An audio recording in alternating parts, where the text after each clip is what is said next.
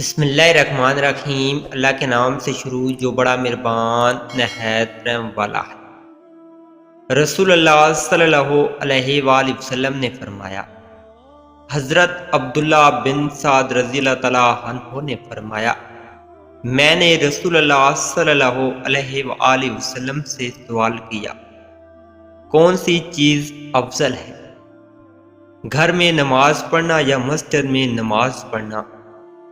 رسول اللہ صلی اللہ علیہ وآلہ وسلم نے فرمایا، کیا تم میرا گھر نہیں دیکھ رہے کہ وہ مسجد سے کتنا قریب ہے؟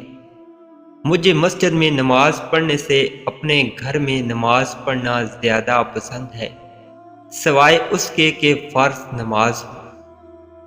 اللہ ہمیں نیک باتوں پر عمل کرنے کی توفیق عطا فرمائے۔